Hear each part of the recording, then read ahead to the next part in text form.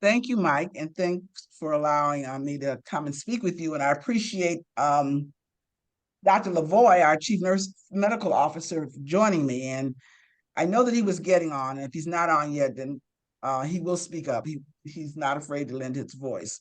I'll tell you a little bit about him. He's been with the Department of Corrections almost about 5 years now. But prior to that, he's worked in healthcare in hospitals, including having done a residency at some point at Michael Reese Hospital in Chicago, which kind of connects us because I did my early nursing practice at Michael Reese Hospital in Chicago.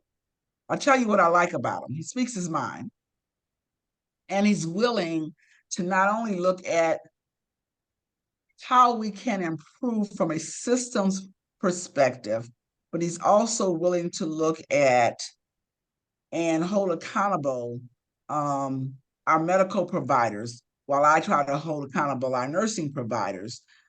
We both have the passion for ensuring that people in our care are respected and treated well. And we are both willing to call out what we think are not appropriate practice. And so we work together very well. Sometimes other people say, oh, maybe you shouldn't have said that like that. But we work together well, and we try to support each other. And I think that's one of the reasons it makes it great for us to present this presentation together, because we really do have a collaborative practice around healthcare delivery in the Department of Corrections. So Dr. LaVoie, if you're on, you can say something at any time. If not, I'm gonna keep going. Okay, well, you're on a roll. Hi, I'm Dan LaVoie. I work with Mary at the Wisconsin DOC, and I'm excited about giving this presentation. And we'll let Mary continue, and I'll do color commentary. So I'm going to go on to, we have a couple of objectives that we are going to achieve today, or hope to achieve. And I'm hoping I can advance my slides. Okay, here we go. So as Mike mentioned, we have a few slides because people like to see something, but we really want to talk, and we want you to talk so they'll be meaningful, this conversation about the effective communication and relationships between medical providers and nursing staff. Our objectives really are to understand the fundamentals necessary for communication and for teamwork in correctional healthcare, to really probe the relationship between advanced care providers and nurses in the correctional setting, and to discuss the value and merit of good professional relationships in our practice environment, as well as to understand the pitfalls and dangers to patient care when we don't communicate effectively. So just briefly, I think we all know that we can have lapses in our communication. And one of the things that I've found out since being in a leadership role, communication is not as easy as we think it is. Because you perceive yourself saying one thing and someone else hears something else sometimes when you're speaking. But what are some of the barriers for nurses and physicians? Our egos, and we both have egos. Sometimes those egos get in the way. Also, outdated perceptions of our roles and responsibility. So when I came along as a nursing student, which was in the late 70s, I had instructors who said to me, you no longer have to get up and give your seat to the doctor. You no longer have to wait on the doctor. You really are a colleague along with the physician. And they role modeled that as we were being educated. I thought, and I felt like in my work experiences, I came through as a nurse, I worked in an environment where the majority of the physicians respected nurses. And probably the only people who seemed to have some egos were maybe our orthopedic folks, but even they respected nurses. We know they respected you. And we had doctors who would say, if these nurses aren't here, my patients aren't going to be here.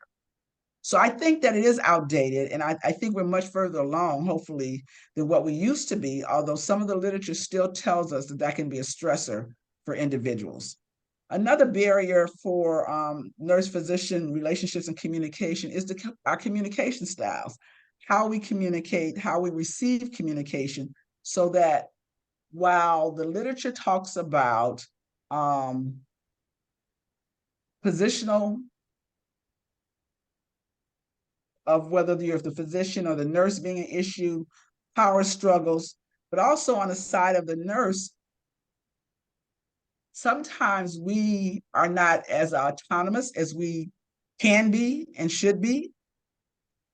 Sometimes we perceive things wrong. So if the doctor's asking a question, rather than just answer them and telling them, this is why I'm asking you, this is why I'm requesting this for you, we might pull back. So communication styles can also be an issue, or if we're frustrated, that frustration can be a barrier to communication. And then I think largely where you have issues of lack of respect can also be a challenge. And so there are ways that we can get beyond that, and we should be beyond that. And most of the doctors I know in corrections, at least the ones I interact with, that these are not issues. But so just a few slides kind of to get to this issue of communication. So here's one where doc and nurse are talking, and the nurse says, "This is strange. My bladder sent me a text message begging me to start taking bathroom breaks. So obviously, if you got to walk away, we're not communicating." And this next slide kind of depicts a patient care situation, which will get to what Dr. LaVoie and I will talk about. It's really about the patient. So it really gets at seeing a patient who's sick, who has a stage 3 diagnosis of lung cancer, and the health provider wants to continue treatment, and the patient doesn't want to have the treatment. Sometimes those kinds of situations can create anxiety, frustrations on both parts, because the doctor wants to believe they can save the patient, take them a little bit further than the way they are. The patient is saying, I'm not ready for that, or I'm okay with where I am. And the nurse is saying, I've got to care for this patient. And so what we both need to do is listen to the patient. We really have to get to what the patient wants. And here's another slide that really depicts what happens when we have poor communication. And I don't know if these are doctors and nurses or all doctors or who's in here, but it says, and that is why we lift on 3. So for those of you who've done any direct care, you might appreciate this. I can appreciate having a patient who had back surgery, and back then we put them on those beds and you had to turn them. And so yeah, somebody was almost falling. We had to rush and catch that. So yeah, there's a reason we have to listen and communicate effectively. So at the core of all of this, in terms of communication, really is patient-centered care. So we have to take our egos out of the way, take whether we're the physician or the nurse out of it, and we need to assume that we're all here for the patient, and make it all about the patient. That's kind of how we that's the one way to fix it, that our vision and our mission are same. Our disciplines may bring with them certain aspects that are more focused than others, but if we put the patient first, we're going to get to where we need to be. Dan, I think you want to say something, because I can feel it. That's how well we work together. Yeah, yeah, that's actually quite true. So, when Mary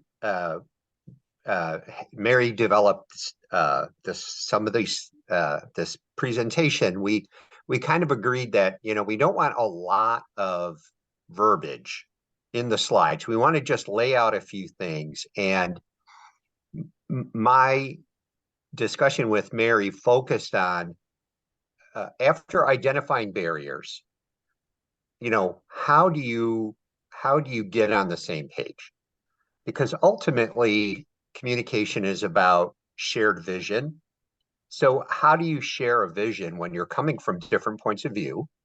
And have identified, there are many different potential barriers. So the way to cut through all of this, in my mind, is, and Mary will come back to mission and vision, kind of overarching principles. What are we trying to accomplish here? We're trying to accomplish patient care. The best way to work together to achieve quality patient care is to focus on the patient. And it seems almost trite to say it, but that's what it comes down to. So it's not my say so as a provider telling the nurse, do this. It should be, both of us focusing on why we're here and how to achieve the best outcomes for the patient. And if you put everything else aside and start with that, many of the other things follow. In avoiding or minimizing the barriers. I mean, the barriers are real. Um, I think the training and culture that medical providers are raised in, so to speak, these days are much better than when I was in school. And they had already taken a big turn by the time Mary was in training, and has emphasized the importance of patient-centered care. So sometimes you just have to put aside potential barriers and focus on the big picture.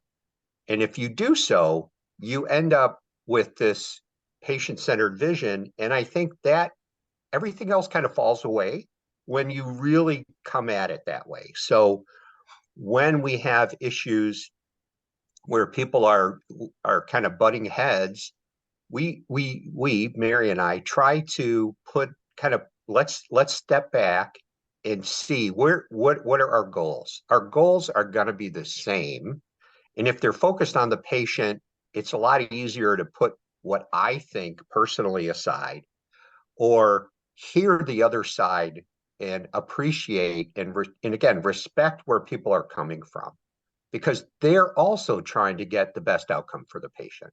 So anyway, that you're right, Mary. You have like ESP. So I just wanted to go back to the barriers, because I think this is the key to getting past those potential barriers. So I guess that was my interest in pointing that out. Thanks. Oh, thank you. So now that we know what the barriers are and we know or understand that we have to remember what we're really here for, which is the patient, and we make the patient first and centered, then we can talk about how can we be successful. And some of that is we had an example of that today, and we have an example probably every day. We have an opportunity to use the right word every day. We were looking at care, how to for some of our clinics that run only 8 hours or 12 hours a day. And if someone gets sick and needs care, what do you do? So first, we had to figure out what is really the problem, not point fingers at this one and that one, but what is really the problem. And we actually even asked our team, let's take this 30 days, 60 days, 90 days, and let's look at how often we're seeing patients who need access to medication or care on those off hours. And so collectively, we did that with not only just Dr. LaVoie and I, but with our team to capture that information. In this one situation where we found out today, it's not as big as we think it is. It happened, but in the last 30 days, there were only 2 occurrences. And then we talked about what do we need to do? What is really the problem? What do we need to achieve? And what resources do we have in front of us? So part of that getting to success is having the respect and trust to sit down with each other and have a conversation about whatever the issue is, and to be able to share how your concerns are impacting patient care, not you and the person individually, but what is the impact of patient care. And then, as Dr. LaVoie talked about, to make sure again that our alignment of our goals or our visions are in order. Some things can have some additional points to it, but to make sure our alignment is in order. The other piece I think that's a model of success is the knowledge base and the competency. And that's regardless of who the health provider is, whether it's the nurse, the advanced practice nurse, the physician assistant. We want people who are current in their knowledge, in their evidence-based practice, and so that we're using the best tools and information that we have to make decisions about patient care.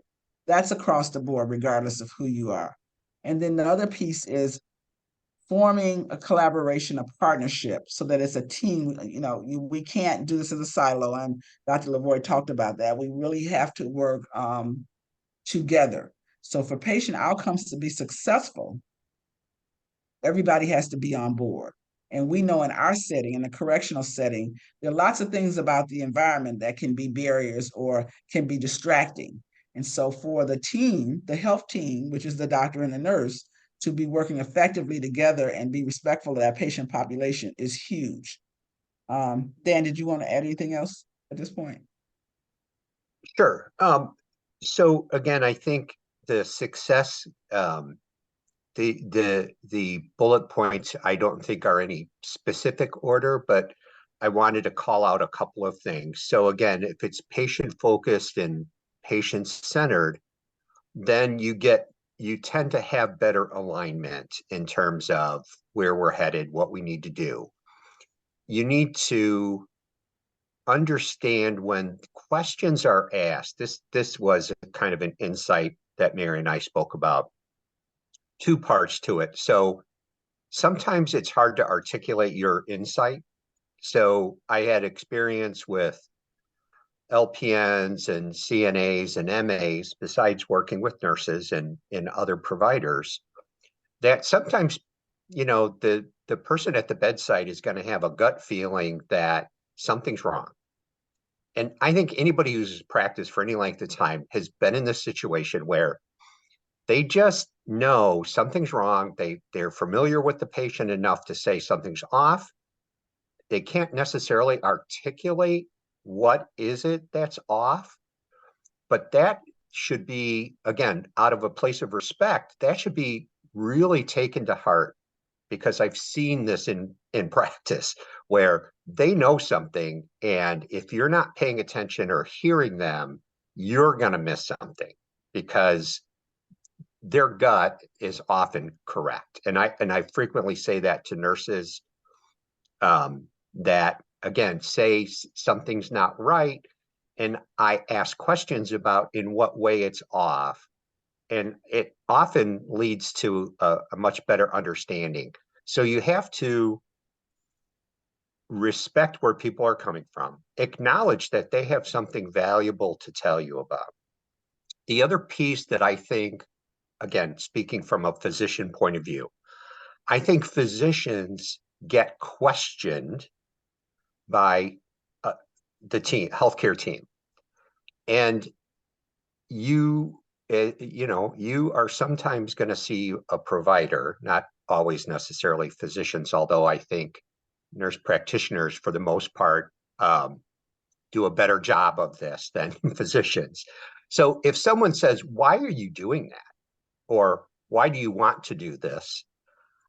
I want to hear them needing clarification and wanting understanding. But a lot of my colleagues will hear questioning your judgment, their authority, competency, and that's that ego part that Mary talked about in terms of barriers. So you have to respond to questions and support a questioning culture where I'm very happy to explain why I think we should proceed in this manner, so that the next time that part of the team runs across a similar situation, they're going to pick up on it sooner, or pick up on it earlier in the course of a problem, and I'm going to benefit from that. But I can't hear it as a threat to my authority or questioning my expertise or competency, because that just shuts down communication. So I'm often in a position to try to take the provider aside and say, they're not asking you to say, "No, we don't want to do it," or "No, you don't know what you're doing." They're saying, "I want to understand this." And, depending on the day, it's sometimes easier or harder to do that. But that's part of that effective communication. In other words, being ready to hear someone's question as a question, not meaning anything more than that. And again, I think that's a big barrier. And effective communication, you need to be able to hear each other. Even if someone says something's wrong, but I can't tell you what it is, they're still telling you something. You're still can gain insight from their perspective, and you have to be ready to do it. You have to have a mindset of, a continuous quality improvement kind of attitude and questioning culture where questions are encouraged, not seen as something that shuts down communication. Thanks, Mary. No, thanks. And I would add from a nurse perspective, is having the confidence, remembering that you do have the knowledge and the skill. And if you're asking, you have a question, it's okay for you to ask that question, feel comfortable asking the question and getting additional information. And if it's different than what you thought, ask. So normally I would expect this to happen with the patient. The plan of care is different. What is the reason for that? Or help me understand why we would do it differently in this case as opposed to a patient who had something else going on. Because that just expands the nurse's knowledge and information, and then they're better able to work with a broader array of patients and to work with their medical provider. So and looking at some models of success, I came across that in Cedars-Sinai Hospital, they had started a program with their residents to try to improve communication between nurses and physicians. And so when they get new residents, they actually are precepted, partner with a nurse, and they spend a day with the nurse, actually doing nursing care, following the nurse in their practice, to understand all of what is entailed in that nurse's role, which the outcome was a better appreciation for nursing and better relationships also for the provider. And when I read that, and it seems to have gone well, and they're still doing it, but it made me reflect on some attendings that I worked with when I was practicing in the hospital, and they would make rounds. And usually one of the nurses or the nurse for that group of primary patients would round with the providers. And that attending would ask the nurse, what do you think we should do in this case with this patient? Or what are your recommendations? And then he would turn to the residents and say, and why is she right? And I saw that as a way of reinforcing the importance of the nurse's role. I can even remember, and I think many of the nurses who work with me took pride in, we developed a pain management program for our patients with sickle cell disease. We wrote it, nurses wrote it, and our hematologist signed off on it. And when we had students from another institution come over, they questioned that. And the hematologist said, no, the nurses are exactly right. This is how we manage our patients. And it was driven by them. Now, granted, it did require a physician because we're talking about medicine, but it became from us working together and doing research to say what is the most effective way to manage pain, and was signed off by our provider. But that reinforced to the nurses, that support from that provider also reinforced to the nurses that they can continue to have a voice in patient care, and it further fostered that strong relationship. So just a couple of models. We talked about putting patients first. So why? Why is this important to patient care? And what happens when we actually don't connect in a vision-orientated patient care first mechanism? Something's going to drop. The ball's going to drop somewhere, whether it's an order that's not clarified, whether it's failing to follow an order, or not articulating what the patient needs best. And at the end of the day, it is the patient that potentially has the poor outcome. And there are lots of studies that talk about when there's ineffective communication, how that then affects the patients. So there are reasons for making sure that we're one team with one vision about the patient and what's best for the patient. Dan, anything to add? No, again, I think, again, in reflecting potential pitfalls, if you will, we want to acknowledge that mistakes will be made. This is a very complicated task to care for a patient. And we have to have some humility that we don't know it all. And, not everything we think will work ends up working. And then it's not punitive, that we that we have debriefs about, what we tried, or, in a demise review, we do a several level discussion of process improvement based around demises, even to the extent that, Mary and I have said explicitly, this patient's outcome is not the main focus. This is just a vehicle to look at the systems and where can our systems do better. We rarely find a nugget where something could have helped that patient, but we always find something where our system could have done better. So you have to have the attitude again of acceptance and not blame, not punitive. You want a culture that reports mistakes. We have med error reporting, and we had a particular site that was having quite a bit of struggle with conflict within the staff. And when that improved, the other thing that we knew we had kind of gotten over the hump was med error reporting actually picked up. And I don't think the med error rate was better before. I just think it wasn't okay to report. So, we looked at that and said, you know what, we're in a really much better place because now people are comfortable talking about misses or near misses. And that is going to really help us, because what we want to do ultimately is no harm. And the way to do that is to make strong systems a strong safety net. And again, the way to do that is not through finger pointing or taking sides. It's saying, we decided to do this, it didn't work. What could we do better next time?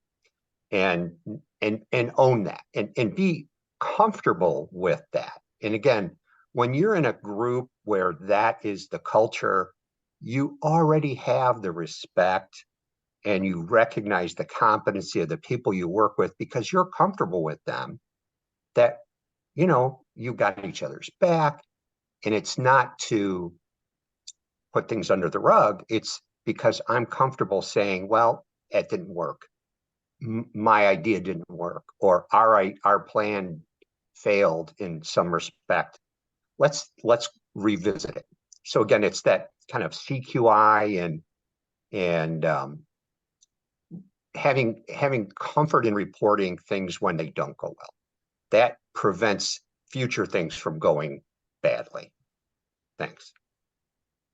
Thanks. I just want to add that I think when we have effective communication, then we can deal with not only our ensuring that our patients get the good care, we also have an opportunity to do a systems review. So when we think about quality, are there things even beyond what we're doing as clinicians that can improve? Are there things in the system we want to improve? And so you can stand together as a healthcare team to say, here's what we're seeing.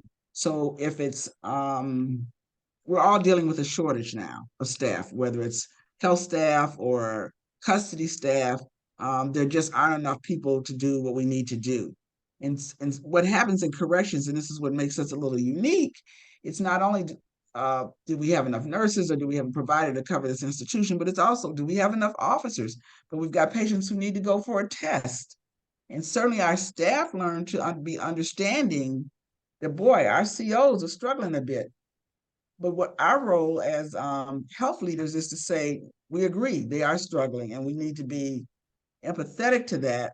But we also have to have a mechanism that we're reviewing our patients and we're making sure that no one gets a delay in care because we can't get them off to their appointment. So we need to be involved, the manager, the charge nurse, and the medical provider to review those patients to make sure that they're getting the care that they need. And so when we can get away from the kind of nuances of egos and just focus on the patient, then we can also focus on those systems that are helpful for that as well.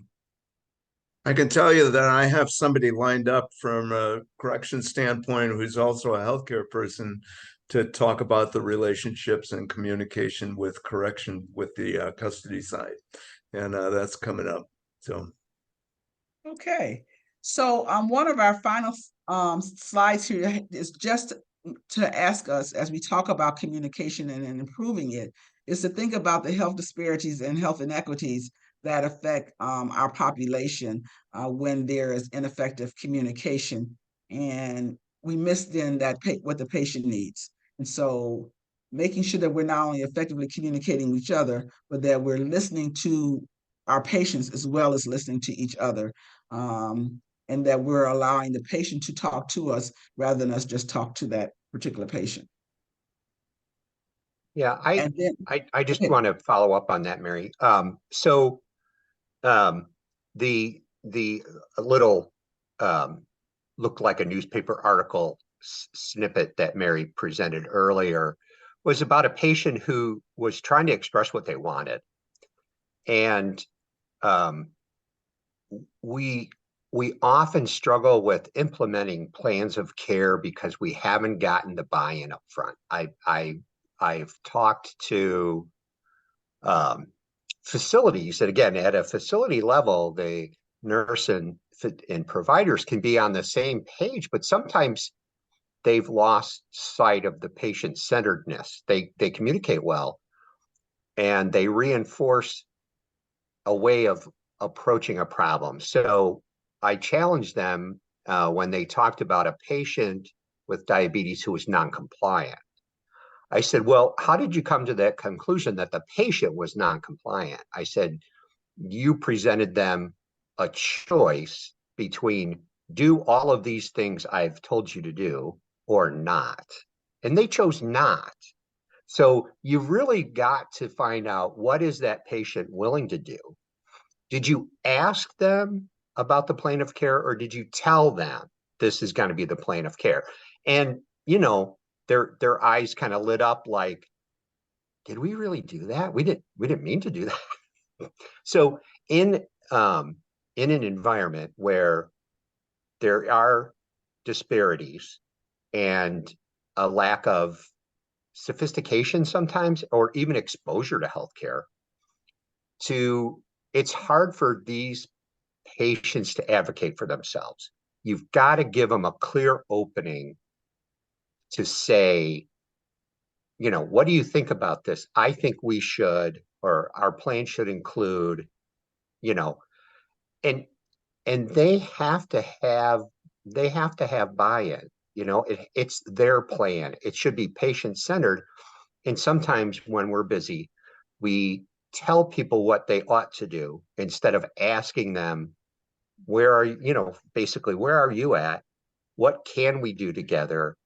And not impose a very complicated regimen on them when they don't understand it and they don't know how to say, no, I don't want to do all of that. I'm willing to do some things, but I don't want to do all of that. They just think they're getting an all or none proposition. So you've got to think about your presentation to the patient, even if the team is on board with a plan. If the patient isn't, it's never gonna work. So, and again, I think the nurses do a better job than the providers when they meet with them and discuss their diabetes and do education. I know the nurses can so-called get the patient to do more. It's because they actually ask them, what are you willing to do? Listen, we'd like this. We'd like you to check your blood sugar 4 times a day, but if we don't have to, let's find out what they're willing to do and then build the plan that will work with their buy-in, rather than label them as non-compliant because they didn't want to do all of this stuff. It doesn't make sense to them why they should, and they don't have another option. So give options instead of, dictating a plan of care. Even if the team's on board, you can't get anywhere without the patient. So again, always go back to the patient, and that usually uncovers where the blockage and barriers are at. Thanks. So you've heard from us, you've heard from Dr. LaVoie and I, and we think that it's important as we have this conversation around effective communication is that people who are participating in this discussion this evening, have a chance to weigh in and to comment. So it's your turn. Yes, Hi, Michelle. Mary. Hi, Mary. Hi, Dan. Hi, the rest of everybody. I want to throw a monkey wrench into the conversation. And I don't know whether you guys utilize advanced practice providers, nurse practitioners, but I'd like for you to comment on some of the difficulties that you have encountered and how you've opened communications between those three parties, between the nurse practitioner, and the physician, because the lines, people want to draw these tight lines among their roles, but as you mentioned, you really want patient care to be at the top. But that seems to be my most difficult situation between the three parties. Well, I'm going to jump in, Mary, if that's okay. So there are several things that I think we can do to incorporate the team, again, concept. So the role as a primary care provider within our system is the same if you're an advanced practice provider, nurse practitioner, physician assistant, or physician. We do not make a distinction between who your primary care provider is.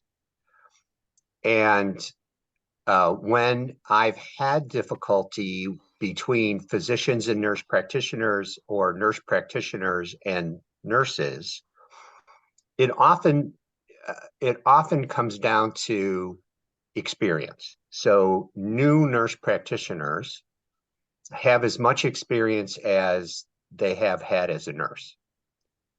But as a new nurse practitioner, they often have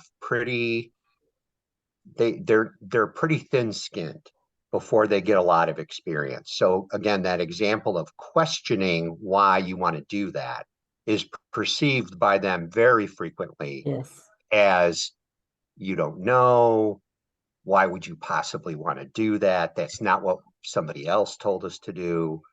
And I have to tell those new nurse practitioners that you need to understand the nurse wants to understand your plan. She's not asking you, or the nurse is not asking to question your authority. So I see new nurses, new nurse practitioners and new physicians similarly have that reaction. And the other thing is they tend to order a lot more tests and see the patient back a lot more often and consult a lot more. Those are all growing pains, I have a son who's a nurse, and I have a daughter who's a nurse practitioner. And I told my nursing son, your main function is to save the patient from the residents. And I told my nurse practitioner daughter, you're smart. You're well trained. You've got a good heart. The only thing wrong is you just need 30 years of experience, and then you'll be really good. So sometimes you have to kind of take them back and say, look, we're all on the same team. No one's trying to question you. We all want to work together. And the last comment I'd make is you've got to tackle it head on.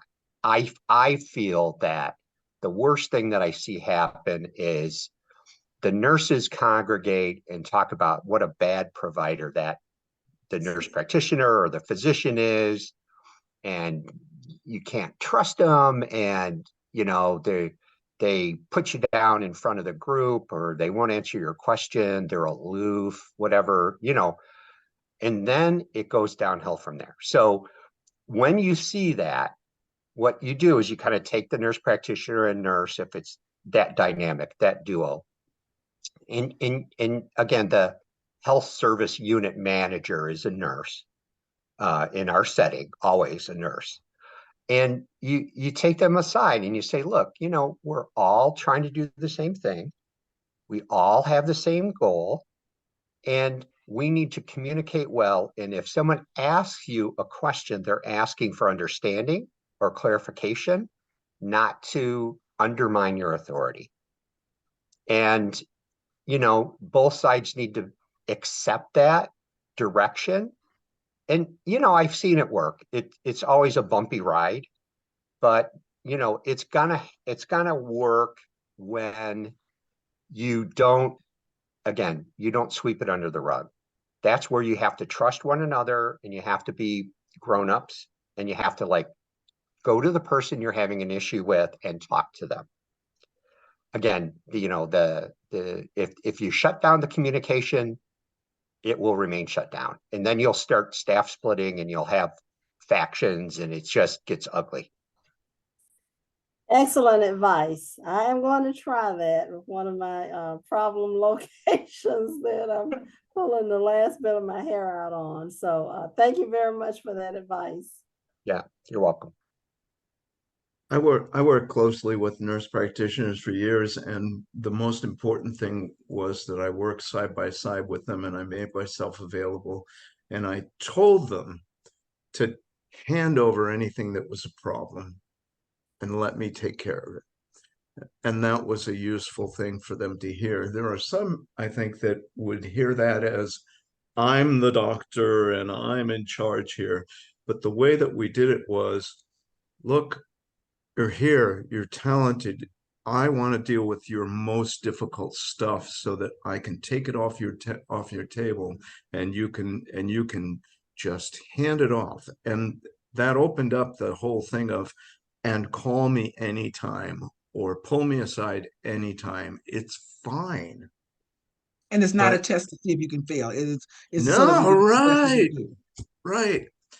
I wanted to bring up the place where I think that, and I'm looking for nursing input into this, the place where the communication is most difficult for me over the years has been in the call in the middle of the night.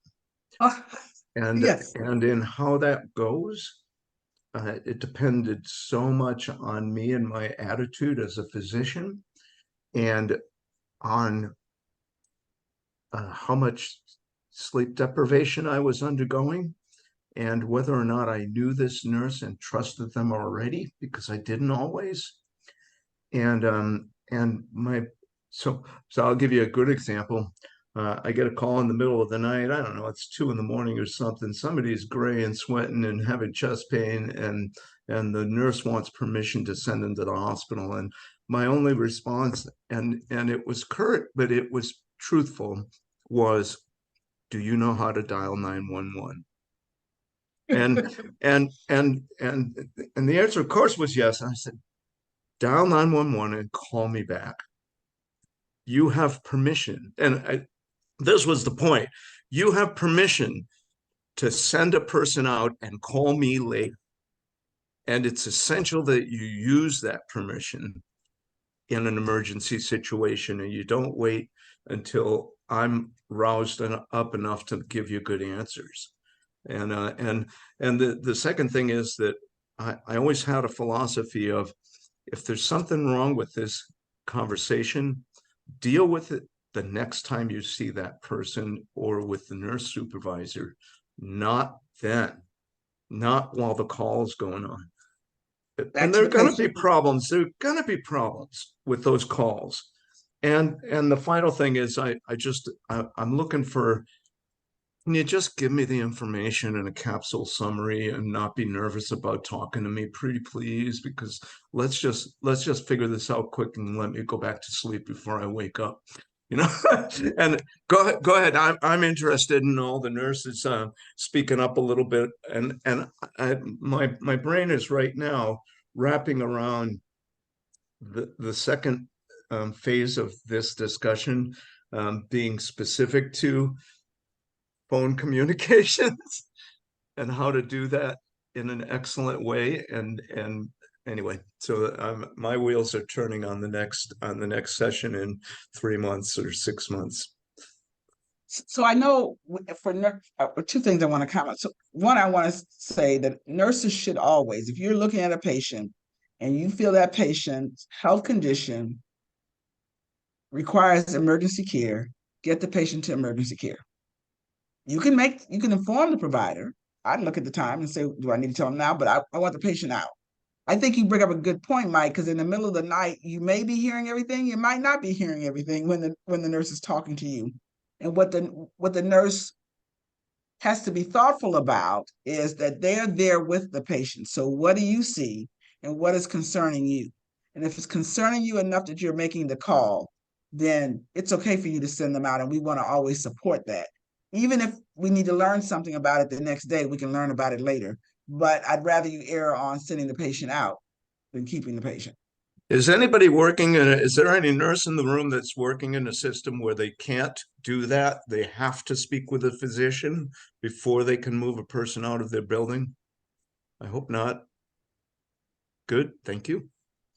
And actually, when I see some, and I know there's some people on here who do some expert work also, but when I see cases, it's a nurse who thought they had to talk to the doctor, or they talked to the doctor, and the doctor said, well, I'll be in tomorrow, or, call me back in a few hours, and there's a poor outcome, and now you're going through a trial, and the nurse is being ripped apart. The doctor's probably dealing with what they thought they heard, but you're dealing with what you see. So move the person is what you should do. Yeah, that gets.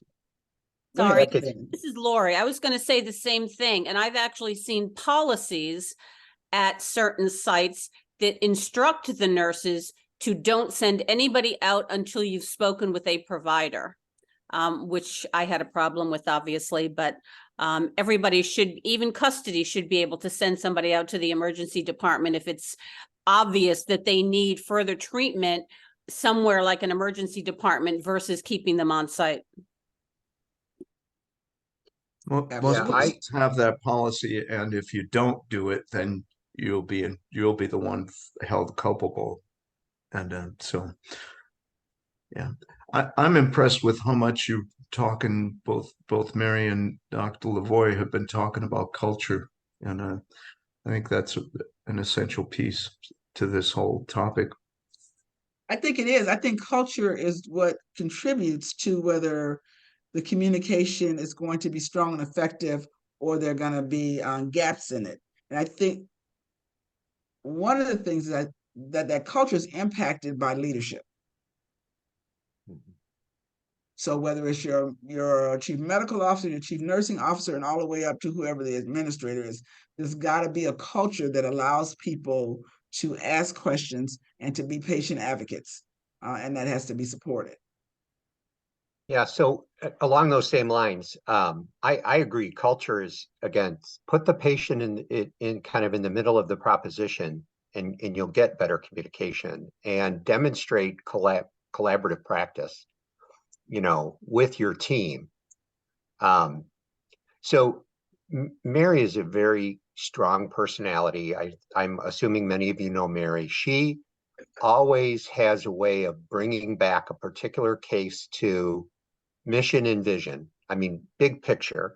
And that's what you want from your nursing leadership. You want them to step back and say, what's more important than this particular example is that we keep these things in mind.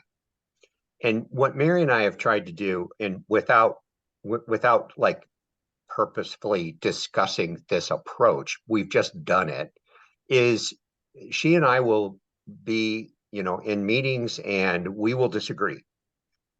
Mary will be very nice about it. I'll be very blunt, but she can then turn that around to, well, what you're saying, I'm hearing you say this and that. And then we work together to come up with a satisfactory response. And Mary doesn't tell me, you don't know, you're not a nurse. And I don't say, you're not a doctor, because we don't want the other one to be that person. We want them to be ourselves and speak from our point of view. So, we try to model this, and then I have associate medical directors and Mary has nurse coordinators, and we are trying to get them to engage in the same manner. And the health service unit at the institution level, between the nurse manager, their nurses, and the providers, we want them to solve the problems locally. And we want to try to give them the tools and example to do that, so that we can focus on those big picture things that, like I said, Mary has a great way of tying it back into why we're all here. And I think that lowers the temperature when people disagree, because we're all here for the same purpose. And sometimes you need to just take a breath and hear that and say, okay, I'm ready to listen now, when before you might not be. So anyway, I think it's a great way to model that behavior. And if you have issues between nurses and nurse practitioners or physicians, talk to them about how they want to be heard and what their goal is. And I think that really unblocks a lot of those barriers. Thanks.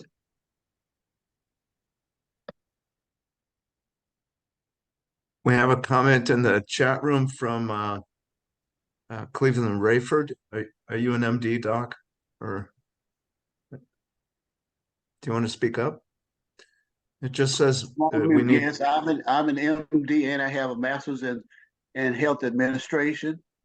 Yes, and I'm currently pursuing my fifth degree, as a matter of fact, in Wow. counseling at the University of Arkansas. I'm really interested in trying to focus on mental health.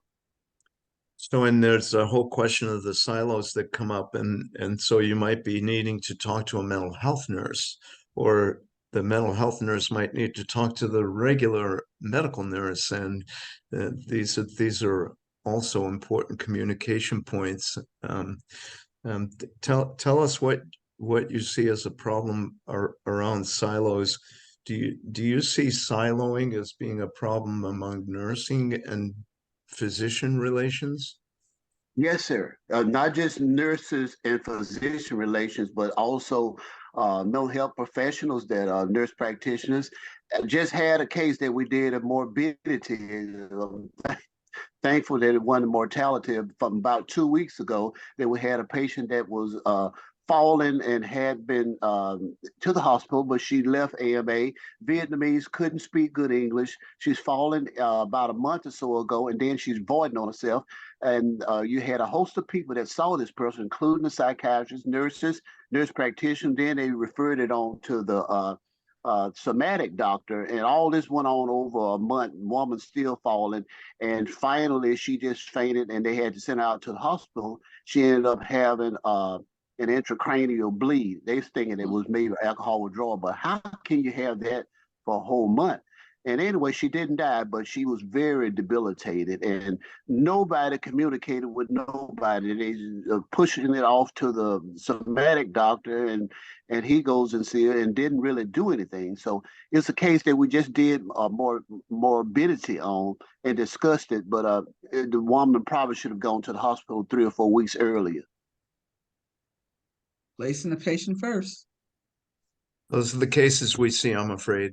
It's true, and either to defend them or to help with the plaintiff, and that's just the way it is.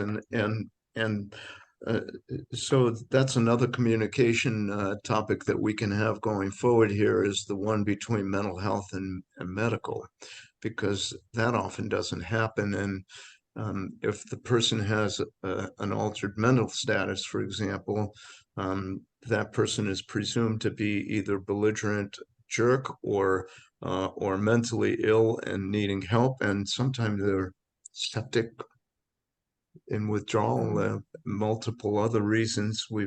And I think we need to have a communication thing that will give us all ideas about how to handle the communication between mental health and medical. One thing I will say, Dr. Rayford, is that I'm seeing more and more multidisciplinary team meetings, and I've seen them as being very effective in undoing the silos and in our institutions, in the institutions that I'm familiar with, and just having them on a routine basis and figuring out better communication ways. I hate meetings. I mean, I hate meetings. Who doesn't hate meetings? But I've actually found those multidisciplinary team meetings that happen, I don't know, once a week, once a month, whatever, brief or long, depending on the situation, situations come up and we need to talk together. And we need to know who Joe is across the hall who's doing mental health. Blah, blah, blah. I don't want to take over the discussion, but I think it's No, I important. think it's one team, Mike. It's one team. I think you make a great point.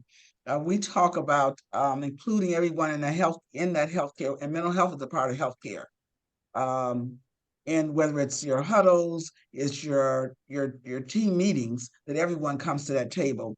And if you have someone with a behavioral issue, they may not have a psych diagnosis, but that behavioral issue is causing a stress for the person as well as for the team. And so mental health maybe can offer some suggestions or some guidance. So we all need to be at the table.